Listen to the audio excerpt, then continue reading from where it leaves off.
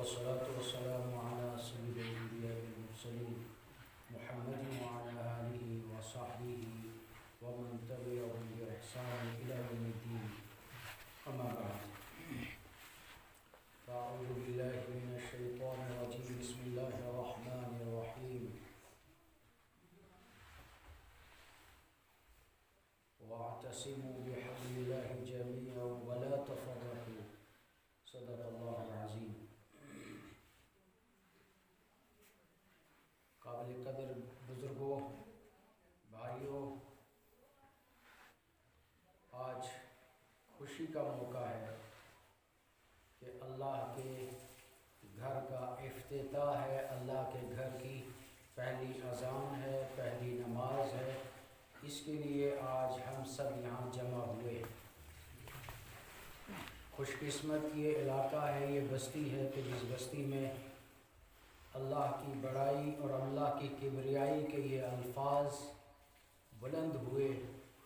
اس اذان کے الفاظ کو، ان کلمات کو سن کر یہ علاقہ، اس علاقے کے جنگلات، پہاڑ، پیڑ پودے، ریت کے ذرات اور تنکے آج خوش ہو رہے ہیں کہ ان تک اللہ کی کبریائی کے، اس کی بڑائی کے، اس کے بول آج پکارے گئے، سنائی دیے گئے. اور ساتھ ساتھ خوش قسمت یہ محلہ اور بستی بھی ہے، خوش قسمت یہ زمین والے اور یہ زمین ہے کہ جس کو اللہ نے اپنے گھر کے لیے منتخب کیا ہے. زمینیں اور بھی بہت ہیں، بہت زمیندار ہیں، بہت زمینیں ہیں، لیکن ہر زمیندار کی زمین کو اللہ قبول نہیں کر رہا. یہ چند ہی زمینیں ہوتی ہیں، چند ہی زمیندار ہوتے ہیں جس زمین کے ٹکڑے کو، جس زمین کی چار دیواری کو اللہ اپنے لیے پسند کرتا ہے. تو خوش قسمت ہے یہ زمین والے کہ جن کو اللہ نے اپنے گھر کے لیے اور اس پر سجدہ کرنے کے لیے، دعائیں، تلاوت، عبادت کرنے کے لیے اللہ نے قیامت کی صبح تک اب اس کو مسجد بنا دیا. اب سجدے ہی یہاں ہوا کریں گے، عبادتیں ہوا کریں گی. اللہ کے گھر سے ہماری نوجوان نسلیں تیار ہو کے نکلیں گی. جوان آئے گا، بزرگ آئیں گے، اللہ کے گھروں میں سجدے کر کے اپنے دلوں کا اطمینان لے کے نکلیں گے، دلوں کی صفائی کر کے نکلیں گے، اور اس کے ذریعے سے گھروں کا ماحول اچھا بنے گا، بستیوں کا ماحول اچھا بنے گا، برادریوں کے ماحول اچھے بنیں گے. گھروں کے ماحول کے ساتھ ساتھ ہماری بیٹی بچیوں کے، بہو ماؤں کے ماحول اچھے بنیں گے. جو مسجدوں سے پیغام ملے گا ان پیغامات کو گھروں پہ لے کے جائیں گے. بدلاؤ آئے گا، تبدیلیاں آئیں گی، اور اس کے ذریعے سے ہمارے محلوں میں تعلیم کا ایک نیا دور شروع ہوگا، تربیت کا ایک نیا دور شروع ہوگا، نئی نوجوان نسلوں کی تربیت ہوگی. تعلیم کی طرف ہم سارے آئیں گے، اور تعلیم بدلاؤ لاتا ہے. تعلیم سے جہالت ختم ہوتی ہے، تعلیم سے انسان بنتا ہے، تعلیم سے انسان اپنے رب کو پہچانتا ہے، اپنے مالک اور خالق سے رشتہ اس کا مضبوط ہوتا ہے. اور پھر تعلیم کے ذریعے انسان انسانیت کو سیکھتا ہے، حیوانیت ختم ہوتی ہے، درندگی ختم ہوتی ہے، جانوراپن ختم ہو جاتا ہے، محبتیں عام ہو جاتی ہیں، شفقت عام ہو جاتی ہے، اخلاق وجود میں آتے ہیں، بڑا اور چھوٹا، ادب و احترام، بھائی بھائی کو سمجھتا ہے، بہن بہن کی قدر ہوتی ہے، اولاد اپنے والدین کی قدر کرتی ہے، اولاد اپنے والدین کا قدرداں ہوتا ہے، خدمت کرتا ہے. والدین بھی اپنے حقوق کو سمجھتے ہیں، اپنی اولاد کی تربیت کی فکر کرتے ہیں. تو بھائیوں، مسجدیں صرف نماز پڑھ کے اٹھ کے جانے کے لیے نہیں ہیں، آئے اور نماز پڑھی اٹھ کے چلے گئے، نہیں. مسجدوں سے انسان اپنی زندگی کے بارے میں غور و فکر کرے کہ میری زندگی کب تک اس طرح گزرے گی، کب تک رہے گی ایسی زندگی. آخر کیوں ہمارے اندر بدلاؤ نہیں آ رہا ہے، تبدیلیاں نہیں آ رہی، سدھار نہیں آ رہا ہے. ہماری نوجوان نسلوں کے تعلق سے ہم بہت غافل ہیں، اپنی نوجوان نسلوں کا کوئی علم نہیں ہے، بچے کہاں جا رہے ہیں، بچیاں کہاں جا رہی ہیں، ان کا فیوچر کیا ہے، ان کا کل کیا ہے، ان کا مستقبل کیا ہے، کچھ پتہ نہیں ہے۔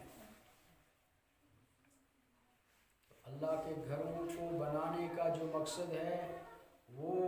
مقصد کوئی محاذ اور مقابلے کی بنیادوں پہ خدا کے گھر نہیں بنائے جاتے ہیں، دکھلاوے کے لیے نہیں ہوتے ہیں، کسی کو جلانے کے لیے نہیں ہوتے ہیں، حسد اور تعصب کی بنیادوں پہ اللہ کے گھر نہیں بنائے جاتے ہیں، بلکہ اللہ کے گھروں کی بنیاد صرف و صرف اس لیے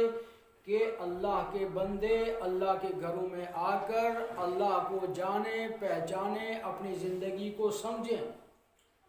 اور یہ سمجھیں تھوڑے دن کی زندگی ہے، موت برحق ہے، قبر برحق ہے، قبر کی زندگی ہے، آخرت کی زندگی ہے، میدان محشر ہے، خدا کے سامنے حساب کتاب دینا ہے۔ اور اللہ کے نبی کی جو تعلیمات ہمیں ملی ہیں ان تعلیمات سے یہ سبق ملتا ہے کہ اگر ایک سینگ والی بکری نے بے سینگ والی بکری کو ٹکر ماری ہے تو کل قیامت کے دن انصاف ہوگا، وہ بکری کہے گی کہ میرا ایک بدلہ مجھے دیا جائے، اس وقت میرے ساتھ انصاف کیا جائے،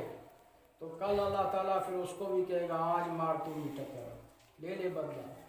یہ تو جانوروں کا ہے، بے زبانوں کا ہے، اس انسان کے ساتھ دنیا میں انسان زیادتی کرے، پڑوسی کے ساتھ پڑوسی زیادتی کریں، ہم راستے روکیں، راستے بند کریں، کسی کی زمین ہڑپ کریں، کسی کو دبانے کی کوشش کریں، طاقت کے بنیادوں پر دبائیں کمزور کو، دنیا میں ممکن ہے چل جائے لیکن اللہ کے یہاں کل قیامت کے دن نہیں چلے گا۔ ظلم ظلم ہے، وہ کوئی بھی کرے، کہیں بھی ہو، کسی پر بھی ہو، ظلم ظلم ہے، اور اللہ کو نہ ظالم پسند ہے نہ ظلم پسند ہے۔ ظالم کوئی بھی ہو وہ ظالم ہے، ظلم مسلم کرے، ہندو کرے، سکھ کرے، عیسائی کرے، اللہ کیا وہ ظالم ہے، اور اس کا ظلم تھوڑی دیر چلے گا، اس کی زیادتیاں تھوڑی دیر چلیں گی۔ اللہ کیا انصاف ہے، کیونکہ اللہ اس پوری کائنات کا مالک ہے، خالق ہے، سب کو پیدا کرنے والا ہے، سب پر حکمراں ہے، اسی کی حکمرانی چلنے والی ہے، اور جو وہ چاہتا ہے وہی ہوتا ہے۔ اس اللہ کی صفت ہے فعال لما یرید، وہ جو چاہتا ہے وہ کرتا ہے، کر دکھاتا ہے، اسے کوئی روکنے ٹوکنے والا نہیں۔ تو بھائیو، اللہ کے گھر نمازیں پڑھ کے ہم مسجدوں سے ایک زندگی گزارنے کا سلیقہ اور طریقہ اور ہنر لے کے جائیں، اپنے اخلاق درست کریں، اپنے معاملات درست کریں۔ تہذیب، سلیقہ اور کلچر کسے کہتے ہیں؟ اسلامی تہذیب، نبوی تہذیب،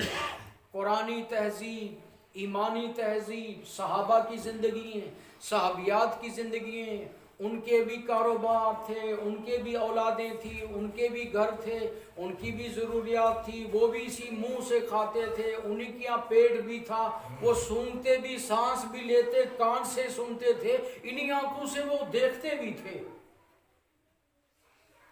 اور ان کا پھر اللہ کے نبی کے ساتھ برتاؤ کیا تھا، اللہ کے نبی کے ساتھ محبت کیا تھی، اور ہماری کیا ہے؟ ہمارا اللہ کے نبی کے دین کے ساتھ تعلق کتنا ہے؟ یہ تو خوش قسمت یہ بستی ہے کہ جہاں مسجد فل دکھ رہی ہے ماشاءاللہ، جہاں بزرگ ہیں، جوان ہیں، معصوم بچے بچیاں بڑے ذوق شوق سے جمع ہیں، ورنہ آج تو مسجدوں میں جوان بچہ دکھتا ہی نہیں ہے۔ ایسے لگتا ہے کہ ہماری یہ مسلم امت جو ہے، امت مسلمہ جو ہے، وہ لاول دکھ رہی ہے، کہ جیسے اولادیں ہیں ہی نہیں، بالکل مسجدوں میں دکھتے ہی نہیں معصوم بچے۔ کہاں ہے ہمارا بچہ آج؟ کیا چاہ رہا ہے؟ ہم کیا سکھانا چاہ رہے ہیں اپنے بچوں کو؟ تو بھائیوں، مسجدوں سے اپنی آئندہ آنے والی نسلوں کو ہم بیدار کریں، جگائیں، ان کو تربیت دیں، ان کو بتائیں۔ 5 سال کے بچے کو آج سے بتایا جائے کہ بیٹا موت برحق ہے، ہم نے مرنا ہے،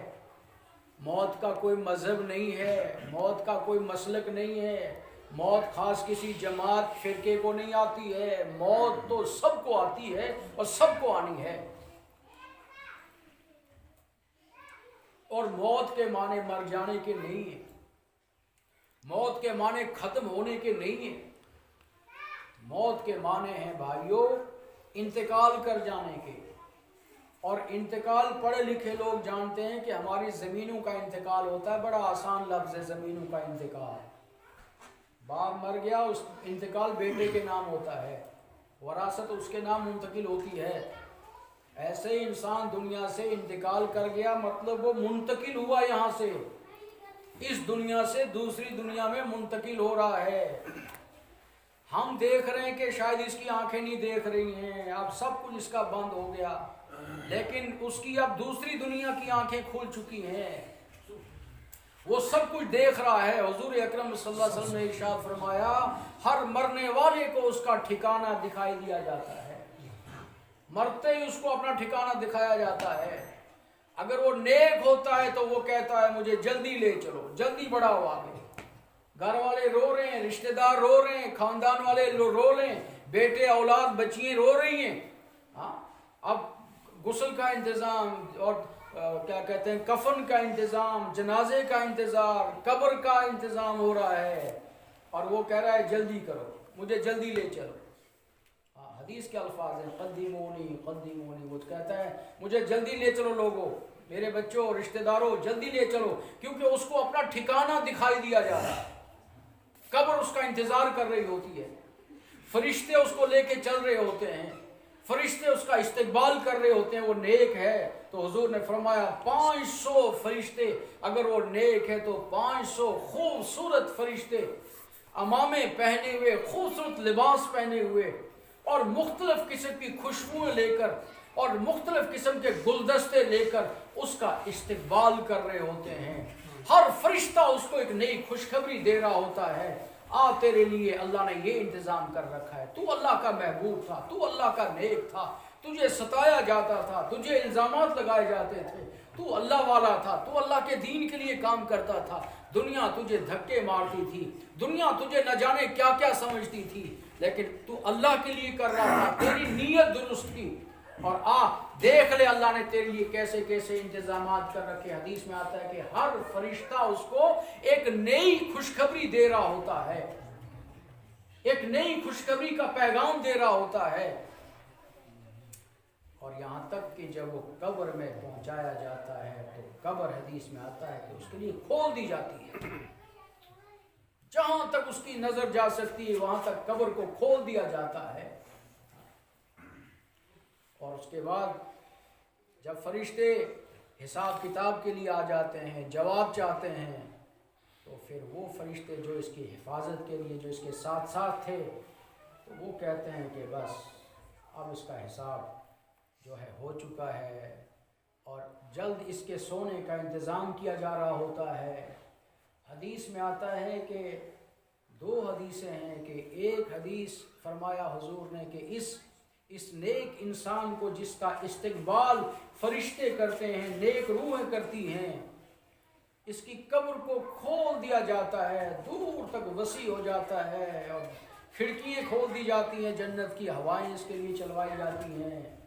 تو اس کے لیے فرشتے جو ہیں وہ ملائے اعلیٰ جو ہیں، وہ اعلیٰ اور بالا فرشتے اس کے لیے بستروں کا انتظام کرتے ہیں، اور ایسے مخمل کے بستر اس کے لیے انتظامات ہوتے ہیں جن کو اس نے نہ دیکھا نہ سنا ہوگا کبھی، اور پھر وہ فرشتے اس کا بستر کا انتظام کرتے ہیں۔ حدیث میں آتا ہے کہ اس کو ایسے سلایا جاتا ہے جیسے نئی نویلی دلہن کو سلایا جاتا ہے۔ دوسری حدیث ہے اس کو ایسے سلایا جاتا ہے جیسے ماں اپنے معصوم بچے کو دودھ پلا کے سلاتی ہے شفقت اور محبت کے ساتھ، ویسے اس کو سلایا جاتا ہے، پھر وہ سو جاتا ہے، پھر اس کو پتہ نہیں چلتی کہ قیامت برپا ہوتی ہے تو وہ اس کو اٹھایا جاتا ہے، پھر آپس میں یہ لوگ باتیں کرتے ہیں کہ کب سوئے تھے، ایک کہتا ہے ابھی سوئے تھے، ایک کہتا ہے تھوڑی دیر ہوئی ابھی سوئے ہوئے، جبکہ وہ ہزاروں سال سے سوئے ہوئے تھے۔ یہ ہے اللہ کے نیک بندوں کی،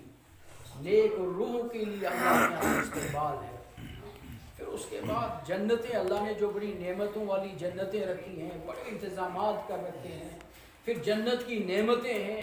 کیا کیا اللہ سب کچھ دے گا، پھر اس کے بعد جنت ہے، وہ کتنی بڑی جنت ہے، اور وہ جنت ملے گی کس کو اور کیسے ملے گی۔ احادیث میں اگر ہم پڑھیں گے تو جنتی کے لیے ایک ایک جنت اتنی بڑی ہوگی کہ 3 دن پیدل سفر کرے گا، اتنی بڑی جنت اس کے لیے ہوگی۔ مکے سے مدینے تک کا فاصلہ 400-450 کلومیٹر کا فاصلہ ہے، ایک جنتی کے بیٹھنے کی جگہ اتنی ہوگی۔ اور بہت ساری چیزیں بتائی گئی ہیں کہ جنتی کی ہاتھ میں ایک سونے کی چھڑ ہوگی، اور اس کے محل کے باہر سے جو ہے وہ پاکیزہ شراب اور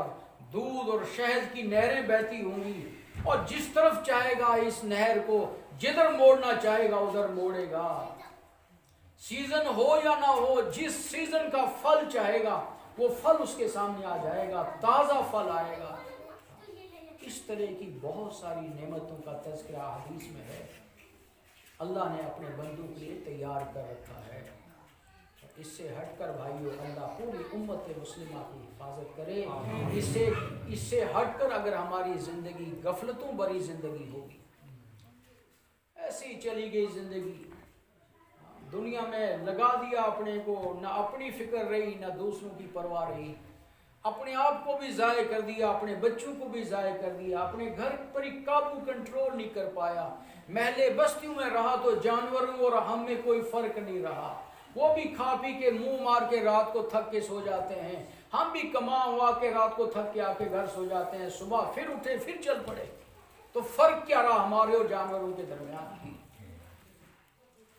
تو حدیث میں آتا ہے کہ جب ایسے لوگ کہ جن کو اس آسمان والے مالک اور خالق، اس بھگوان سے، اس ایشور سے اور پرمیشور سے جسے رابطہ ہی نہیں ہے اس اللہ سے، ایسے لوگ جب دنیا سے رخصت ہو جاتے ہیں، جن کی زندگی کا مقصد صرف دنیا ہے، حرص ہے، ہوس ہے، طمع ہے، لالچ ہے،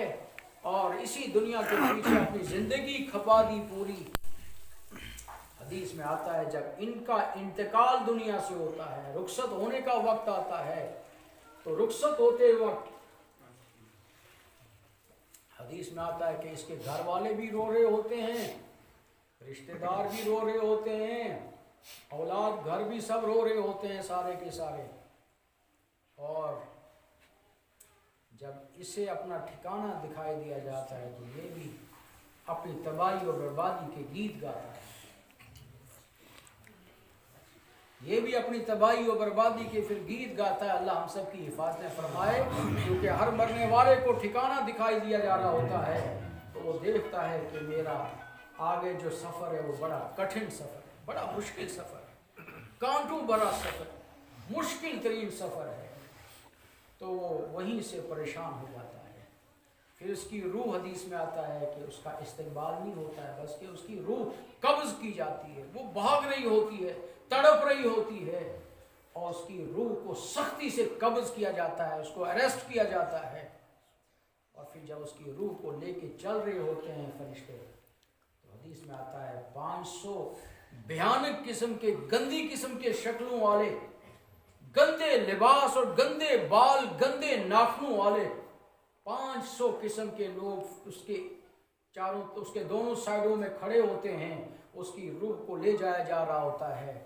ہر وہ بھیانک لباس اور وضع قطع والا فرشتہ اس سے کہہ رہا ہوتا ہے کہ آجا، دیکھ اللہ نے تیرے لیے کیسے کیسے عذاب تیار کر رہے ہیں۔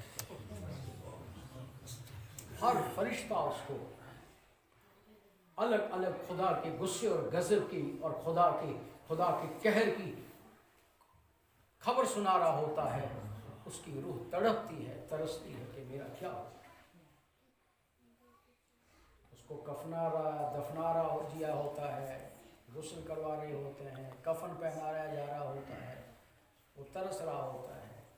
چاروں طرف اس کو فرشتے کھڑے ہوتے ہیں، اس کو کہا جاتا ہے جلدی چھوڑو، اس کو قبر میں لے آؤ، دیکھو ہم اس کا وہاں استقبال کیسے کریں گے۔ اللہ بھائیو ہم سب کی پوری امت مسلمہ حدیث میں آتا ہے جب اسے قبر میں رکھا جاتا ہے تو سب سے پہلے کہا جاتا ہے کہ قبر جو ہے اس کے لیے تنگ کر دی جاتی ہے، یہ پسلیاں ایسے کوئی کسی میں جکڑ جاتی ہیں، اور اس کے بعد پھر سانپ اور بچھو اور ازدے اس پر چھوڑ دیے جاتے ہیں۔ ایک سانپ اتنا اس کو ڈستا ہے کہ وہ 70 ہاتھ مردہ نیچے چلا جاتا ہے، پھر وہ واپس آتا ہے، پھر دوسرا سانپ اور ازدہ اس کو ڈستا ہے، پھر وہ 70 ہاتھ نیچے چلا جاتا ہے۔ یہ سلسلہ قیامت کی صبح تک جاری ہے، اور نہ جانے کس کس طرح کے عذابات ہوں۔ کل میدان محشر میں جب اٹھایا جائے گا، میدان محشر میں اٹھائے جانے کے بعد حساب کتاب کو دیکھ رہا ہوگا، دائیں ہاتھ میں حساب نہیں مل رہا ہوگا، بائیں ہاتھ میں اعمال نامے مل رہے ہوں گے۔ جن کو دائیں ہاتھ میں مل رہے ہوں گے وہ خوشی خوشی ایک طرف ہوں گے، جن کو بائیں ہاتھ میں مل رہے ہوں گے وہ مایوس ہوں گے، رو رہے ہوں گے، اپنی تباہی و بربادی کے گیت گا رہے ہوں گے۔ اور اس وقت یہ انسان کہے گا یا ویلتنا ما لہذا الکتاب، او میری تباہی و بربادی، میرے اس اعمال نامے کو کیا ہو گیا؟ لا یغادر صغیرۃ ولا کبیرۃ الا احصاها، اس نے تو نہ کوئی چھوٹا نہ بڑا کوئی گناہ چھوڑا ہی نہیں، اس میں تو سب کچھ لکھا ہوا ہے۔ تو اس کے بعد بھائیوں پھر فیصلہ اللہ حفاظت فرمائے کیا ہونا ہے۔ دائیں ہاتھ میں اعمال نامہ نہیں ملا تو بائیں ہاتھ میں ملے گا، بائیں ہاتھ میں ملا تو اعلان ہو جائے گا وَامْتَازُوا الْيَوْمَ أَيُّهَا الْمُجْرِمُونَ، کہ اے مجرموں آج کے دن میرے نیک بندوں کی صفوں سے الگ ہو جاؤ۔ دنیا میں میں نے تمہارے سامنے قرآن رکھا تھا، قرآن پڑھانے والے تھے، قرآن بتلانے والے تھے، قرآن پر چل کر دکھانے کے لیے میں نے انبیاء علیہ السلام کو بھیجا، اور جناب محمد رسول اللہ صلی اللہ علیہ وسلم کو تمہارے رہبر بنا کر بھیجا تھا، رہنما بنا کر بھیجا تھا، رحمت بنا کر بھیجا تھا۔ اور نبی رحمت نے جو دین لایا تھا وہ دین مکمل تھا، کامیاب ترین تھا۔ وہ نبی نے تمہیں 24 گھنٹے کی زندگی بتائی تھی، اس نبی نے زمین و آسمان کا نظام قرآن کے ذریعے سمجھایا تھا، موت و حیات سمجھائی تھی، دنیا اور آخرت سمجھائی تھی، حق اور ناحق سمجھایا تھا، سود اور رشوت سمجھائی تھی، اپنا پرایا بتایا تھا، اولاد اور والدین بتائے تھے، رشتے بتائے تھے، حقوق بتائے تھے، حدود بتلائی تھی، پڑوسی بتلائے تھے، چھوٹا اور بڑا ادب اور احترام بتلایا تھا، دنیا کی زندگی آخرت کی زندگی بتائی تھی، کامیاب ترین زندگی اور ناکام ترین زندگی بھی بتائی تھی، ظلم اور انصاف بھی بتایا تھا، اور قرآن پاک میں سب کچھ بتا کر نبی کے ذریعے سمجھایا بھی تھا۔ اور پھر اس نبی برحق کے لائے ہوئے اس پیغام کو، وحی الہی کو، کلام اللہ کو سمجھانے کے لیے میں نے علماء کا انتظام کیا تھا، حفاظ کا انتظام کیا تھا، چھوٹے بڑوں کے لیے انتظامات کیے تھے، جمعہ کے خطبوں میں تمہیں بیانات میں سمجھایا جا رہا تھا، گھر گھر پہنچائے گئے تھے میں نے افراد، کسی طرح سے تم لوٹو، واپس آ جاؤ، جانو مانو سمجھو۔ دنیا میں تو میں نے تمہیں مہلت دے دی، دنیا میں نے تمہیں پکڑنے کی، دنیا میں مہلت دیتا رہا، لیکن تم نے یہ سوچا کہ یہ دنیا میری ہے، میں جیسے چاہوں ویسے کر لوں، اور جتنا چاہوں میں کما لوں، جتنا چاہے جھوٹ ہیر پھیر فراڈ کر کے میں کماتا رہوں، جو چاہے وہ کرتا رہوں۔ تو آخرت میں اللہ میدان محشر میں فرمائیں گے وَامْتَازُوا الْيَوْمَ أَيُّهَا الْمُجْرِمُونَ، اے مجرموں آج کے دن میری صفوں کے، میرے نیک بندوں کی صفوں سے الگ ہو جاؤ۔ تو نیک بندے الگ ہو جائیں گے، بد الگ ہو جائیں گے، حساب کتاب شروع ہوگا، اور حساب کتاب کے بعد جنت اور جہنم کے فیصلے ہوں گے۔ جہنم اللہ حفاظت فرمائے، جہنم میں جس کو بھیجا جائے گا اللہ ہماری امت مسلمہ کی حفاظت فرمائے، اور پوری انسانی برادری کو ایمان کی دولت دے کر انہیں بھی جنت کے داخلے کا اللہ سرٹیفکیٹ دے دے۔ تو جہنم میں جانے والے کے لیے حدیث میں آتا ہے کہ ایک جہنمی جس جگہ پر بیٹھے گا، اس کے بیٹھنے کی جگہ مکے سے مدینے کی جو سفر ہے اتنی جگہ ہوگی جس پہ وہ بیٹھے گا، 450 کلومیٹر کی جگہ پر ایک جہنمی بیٹھے گا، اس کندھے سے لے کر گردن تک کا جو یہ فاصلہ ہے، اس کان کی لو سے لے کر یہاں تک کا جو فاصلہ ہے، وہ 3 دن پیدل کا راستہ ہو جائے گا۔ ایک جہنمی کی یہ ساکھ، یہ بدن اس کا ہوگا، اور اس کے بعد 18 طرح کے فرشتے اس کو عذاب دے رہے ہوں گے ایٹ اے ٹائم، بر وقت 18 طرح کے فرشتے اس کو عذاب دے رہے ہوں گے۔ اور اب جو فرشتہ اس کو عذاب ایک دن دے دے گا، اب دوسرے دن اس کی باری نہیں ہے، اور دوسرے فرشتے آئیں گے، اور دوسرے فرشتے آئیں گے۔ انسان سوچے گا کتنے آئیں گے، کتنے آئیں گے۔ قرآن میں اللہ نے اعلان کیا ہے کہ تم کیا جانتے ہو میرا لشکر جو ہے، میری فوج جو ہے فرشتوں کی، وہ کتنی بڑی ہے۔ ہمارا جو کعبہ اور قبلہ ہے، اس کی سیدھ میں 7ویں آسمان پر جو فرشتوں کا کعبہ اور قبلہ ہے، جسے بیت المعمور کہا جاتا ہے، اس بیت اللہ کا طواف کرنے والے 70,000 فرشتے ہیں جو روز طواف کرتے ہیں، اور اب جو طواف کر کے چلے گئے، اب ان کی باری اب نہیں آئے گی دوبارہ باری، اب دوسرے فرشتے آتے ہیں، پھر دوسرے آتے ہیں، پھر دوسرے آتے ہیں، روزانہ 70,000 فرشتے طواف کر رہے ہیں۔ کتنی بڑی مخلوق ہے فرشتوں کے اللہ کے یہاں۔ اور یہ فرشتے وہ ہیں کہ جو اللہ کی بڑائی و کبریائی کے لیے، اللہ کی حمد و ثنا کے لیے، اللہ کی عبادت کے لیے، اللہ کی فرما برداری کے لیے، خدا کی اطاعت کے لیے یہ 24 گھنٹے کھڑے ہیں۔ ایک جماعت کھڑی ہے اللہ کی عبادت کے لیے، ایک جماعت رکوع میں ہے ہمیشہ، ایک جماعت سجدے میں ہے ہمیشہ، اللہ کی بڑائی و کبریائی کرنے کے لیے یہ فرشتوں کی جماعتیں ہمیشہ مشغول ہیں۔ اتنے فرشتے اللہ کے پاس ہیں۔ اللہ جب 18 طرح کے فرشتوں کو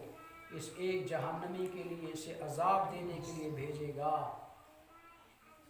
تو اس حدیث میں آتا ہے کہ جب یہ دیکھے گا جہنمی یہ سب کچھ دیکھ کر افسوس کرے گا، افسوس کے مارے انگلی منہ میں ڈالے گا، اور انگلی منہ میں ڈال کر یہ اپنی بازو بھی چبا جائے گا، اس کو کچھ پتہ نہیں لگے گا، اور یہ روئے گا، چلائے گا، اپنی تباہی و بربادی کے گیت گائے گا کہ کیا ہو گیا میرے سے، کیا کیا میں، کہاں تھا میں، کہاں چلی گئی میری زندگی۔ اور ایک تو یہ ہے، اس کے بعد یہ روئے گا،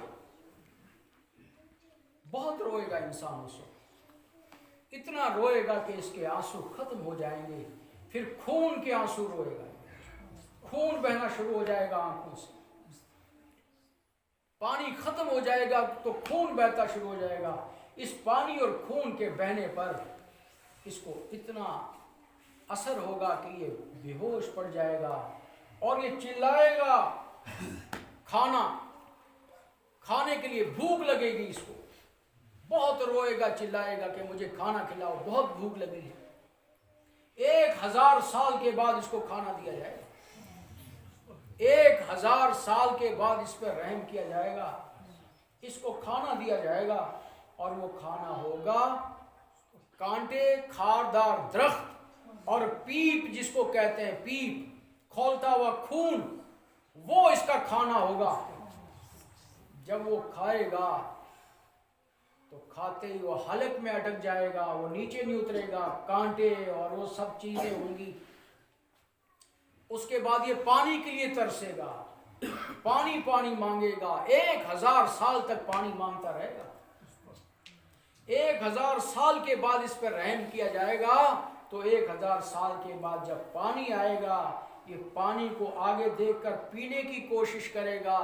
تو پانی ہوگا جس کو پیپ کہتے ہیں، پاک کہتے ہیں، اور خون گرم کھولتا ہوا ہوگا، ابلتا ہوا ہوگا، وہ منہ میں جیسے ڈالے گا تو نیچے کا ہونٹ نیچے لٹک جائے گا، اوپر کا اوپر ہو جائے گا، اور اس وقت یہ کہے گا ربنا ابصرنا وسمعنا فرجعنا نعمل صالحا انا موقنون۔ اے اللہ،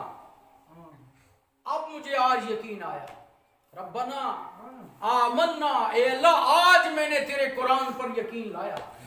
آج میں نے تیرے قرآن پر ایمان لایا، آج مجھے قرآن کی خبریں سچی لگی، آج مجھے نبیوں کی تعلیمات کا صحیح پتہ چلا، آج مجھے پتہ چلا نبی برحق نے جو دنیا میں بتایا تھا، मुहद्दिसीन ने, फ़क़हा ने, मुफस्सिरीन ने जो दीन हम तक पहुंचाया था, उलमा के जरिए से जो दीन पहुंचा था, घर घर जो डराने वाले जगाने वाले आए थे, हर जुमा को जो पैगाम मिलता था, हम पढ़ते सुनते भी थे लेकिन अनसुनी कर लिया करते थे। ए अल्लाह, आज मुझे यकीन आया, रब्बना आमन्ना, रब्बना अबसरना, ए अल्लाह आज मुझे यकीन आ गया, अब मैं देख रहा हूँ, अब मुझे समझ में आ गई। ए अल्लाह, अब मैं देख भी रहा हूँ उस चीज को और अब मैं सुन भी रहा हूँ, अब मुझे समझ में आ रही है चीज। रब्बना अबसरना व समिअना फरजिअना नामल सालिहन इन्ना मुकिन। ए अल्लाह, तो अब मुझे वापस लौटा दे, अब मुझे यकीन आ गया, अब मुझे यकीन आया कि दुनिया धोखे का घर है, अब मुझे यकीन आया असल आखिरत है। कब्र की तैयारी की जगह दुनिया थी, दुनिया सैर व तफरी के लिए नहीं थी, दुनिया टाइम पास के लिए नहीं थी, दुनिया शादियों के लिए नहीं थी कि लंबी लंबी शादियां करो, बड़ी बड़ी दावतें करो, बिरादरियों को खुश करो, कमेटियां करो, पंचायतें करो, गरीबों को दबाओ और जहां पलड़ा भारी है उसकी हाँ में हाँ मिलाओ। दुनिया मुनाफिकत के लिए नहीं थी, निफाक के लिए नहीं थी, डबल पॉलिसी के लिए नहीं थी, झगड़ों के लिए नहीं थी, फितने फसाद करने के लिए नहीं थी, जुल्म व ज़्यादतियों के लिए दुनिया नहीं थी। भाइयों, दुनिया तो चंद रोजा थी, दुनिया थोड़े दिन की थी। उस वक्त यकीन आएगा, लेकिन उस वक्त तक वक्त निकल चुका। तो भाइयों, ये मस्जिदें इसीलिए बन रही हैं कि हम मस्जिदों में बैठकर अपनी आखिरत की फिक्र करें, अपनी कब्र की फिक्र करें, नमाज पढ़ के उठ के ना चला जाएं, बल्कि इमाम साहब रखें और हाफिज कलामुल्लाह पढ़ने वाला आलिम रखें, अच्छा सही कुरान पढ़ने पढ़ाने वाला रखें, उसकी खिदमत करें, पूरा महल्ला हजार रुपया जमा करके उसको दें, 30-40 हज़ार रुपया माहाना उसकी तनख्वाह रखें, मस्जिद के साथ उसको 1 कनाल ज़मीन दें, 5 मरले पर उसका क्वार्टर बना के दें, 2 कमरे किचन बाथरूम बना के दें, क्योंकि उस इमाम की भी ज़रूरियात हैं, उसकी भी माँ बाप हैं, उसकी भी औलाद ख्वाहिशात हैं, उसकी भी बीवी बच्चे हैं, गमी खुशी उनके यहाँ भी होती है, डिलीवरी उनके यहाँ भी होती है, मेहमान उनके यहाँ भी आते हैं। तो इस तरह से अपने आइम्मा की फिक्र करें, अपने आइम्मा के लिए कोशिशें करें। और फिर फसलों के मौके पर सीजन की फसल जो हो, सीजन की फसल इमाम साहब को दीजिए, राशन के उनके इंतज़ाम कीजिए, गमी खुशी में सर्दी गर्मी के उनके इंतज़ाम कीजिए। इमाम की कदर करेंगे तो इंशाअल्लाह इस मस्जिद की कदर भी आएगी। इमाम की कदर करेंगे तो दीन भी समझ में आएगा, लगाव बढ़ेगा आइम्मा से, कुरान उनसे सीखेंगे, अपनी औलाद को सिखाएंगे, तर्जुमा कुरान पढ़ेंगे, तशरीह तफसीर पढ़ेंगे, तो दुनिया भी बनेगी, कब्र और आखिरत भी बनेगी। भाइयों, इसलिए खुदारा इन मस्जिदों में आकर जो जिस उम्र में भी है वो कुरान सीखे, बच्चों को मकतब पढ़ाएं, बेहतरीन कुरान पढ़ाएं और साथ साथ इनको अच्छे स्कूलों में भेजें, आला तालीम इनको दिलाएं। लेकिन सबसे आला तालीम कुरान की है, इससे बड़ी तालीम कोई नहीं है। कुरान की तालीम कराएं, हर घर से बच्चा हाफिज भी बने और उसके बाद वो ग्रेजुएट भी बने, वो डॉक्टर भी बने, वो प्रोफेसर भी बने, वो इंजीनियर भी बने, अच्छा बिजनेसमैन बने, अच्छा ताजिर बने, हाँ अच्छा किसान बने, लेकिन पहले वो इंसान बनकर हाफिज कलामुल्लाह बने, अल्लाह के कुरान को सीने में रखकर। उस घर को, जिस घर को हम लाखों रुपए करोड़ों रुपए लगा के डेकोरेट कर रहे हैं, उस घर को बनाने और संवारने सिर्फ डेकोरेशन से और लाइटिंग से वो नहीं घर खूबसूरत होंगे, वो तिलावत से होंगे, इबादत से होंगे, जिक्र अस्कार से होंगे, तहज्जुद से होंगे, दुआओं से होंगे, इबादतों से होंगे, उन घरों में रौनक आएगी। इसलिए मस्जिदों से, अपने उलमा से मोहब्बत कीजिए, इनसे लो लगाइए, इनसे जुड़िए, इनसे इनकी राय मशवरे लीजिए, मदारिस को ताउन कीजिए, इनको ज़कात, इमदाद, सदक़ात और असल पैसा भी इनको दीजिए, खाली ज़कात ही नहीं, असल पैसा भी दीजिए। जाइए मदरसों में पूछ के उनकी ज़रूरत क्या है, वो उनको पूरा करके दीजिए, कोई मुश्किल नहीं। और अल्लाह पर जाने जिसको जो हैसियत दी है उसको मुताबिक खर्च करे। और खर्च इसलिए करना है कि मेरा अल्लाह का दिया हुआ है, मेरा कोई कमाल नहीं, अल्लाह का दिया हुआ अगर अल्लाह के लिए खर्च करेंगे अल्लाह और देता रहेगा। और जहां हम अल्लाह का दिया हुआ रोकेंगे تو بھائیوں پھر اللہ بھی روک لیتا ہے، اللہ بھی پھر گن گن کے دیتا ہے. جب ہم گن گن کے دینا شروع کریں گے تو اللہ بھی پھر گن گن کے دیتا ہے. ہم نے بینک بیلنس رکھ کے اور فکس ڈپازٹ کر لیے کہ سود در سود کھائیں گے، تو خدا بھی روک لیتا ہے کہ تو سود پر ہی گزارے کر لے. خاص سود جس کو قرآن کہتا ہے کہ سود کو میں نے مٹانے کے لیے، سود ختم کرتا ہے اس کاروبار کو، اور جو چاہے گا سود کے ذریعے سے اللہ اس کو مٹاتا ہے. حرام قرار دیا گیا سود. جس قرآن